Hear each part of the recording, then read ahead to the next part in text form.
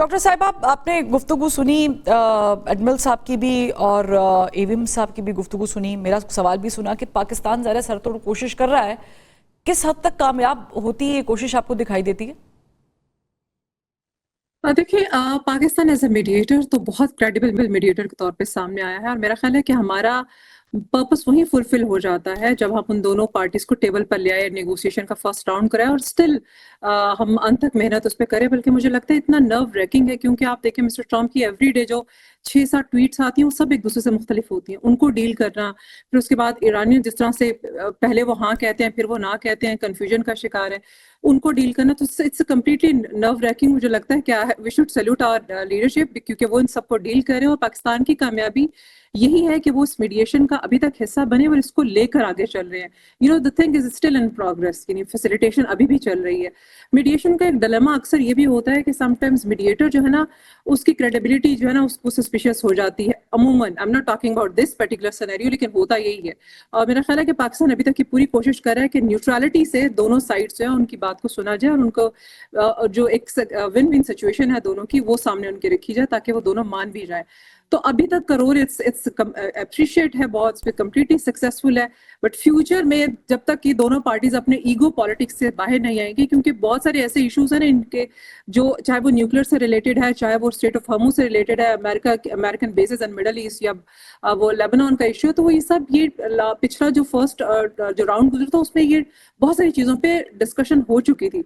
Problem यहाँ पे ये इनकी जो इगोइस्टिक्स पॉलिटिक्स है उसके ऊपर आ रहा है और वहीं पे who is going to be the winner वाली वो कहानी है जिसकी वजह से दोनों एक टेबल पर नहीं आ रहे। और मैं अब यहाँ पर एक और चीज मेंशन करना चाहती हूँ कि वॉर में जितना डिले होता जाएगा ना इसके सोल्यूशन में उतना ज्यादा प्रॉब्लम दोनों एंड पे। अमेरिका के लिए तो देखें कितना मुश्किल है, उन्होंने जो बजट अभी 1.5 ट्रिलियन का जो बजट है इट्स ह्यूज।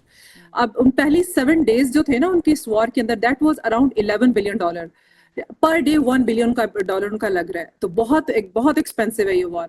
ईरान जो है ना वो ये चाहता था कि इस वॉर को ड्रैग किया जाता, वॉर ऑफ एट्रिशन ड्रैग किया जाए इस वॉर को, और वो कॉन्टिन्यूस जो है वो हिट भी कर रहा था American basis and middle eastern states.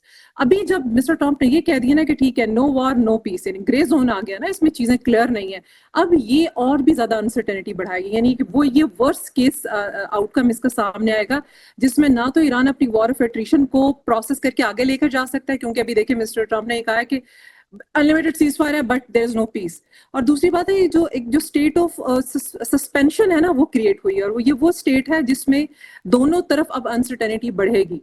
और यहाँ पे आप ये भी देख सकते हैं कि जिस तरह अमेरिका पहले भी करता रहा और अभी भी वो करेगा कि वो रीएस्केलेशन करेगा, मिलिट्री अपनी कोशिश करेगा कि अटैक किया जाए, ईरान की तरफ से भी रिएक्शन आएगा, तो ये प्रोलॉन्ग होगी और फिर देखिए स्ट्रेट ऑफ हॉर्मुज में ब्लॉकेट रहेगी। लेकिन इनकी मेरा ख्याल से ईरान में रहेगी। जी I would like to add a point, वो है कि मुझे लगता है कि 1 by 1 शायद लेवरेज दिया जाए। वो आपने कभी पंजाब में लोकल मार्केट्स में कभी कारोबार होते हुए देखा हो तो वो कहते हैं जी एक उन्होंने रखा होता है शख्स जो बाहर आके दाम बताता है, फिर अंदर जाता है, फिर बाहर आता है और फिर आके फैसल शाह साहब वो कहता है पाइन नहीं मान रहे, पाइन कह रहे नहीं 100 रुपया देखो ना, हम तुसी भी रियायत करो यार, थोड़ा जा तुसी भी करो, असी भी कर। You are absolutely correct.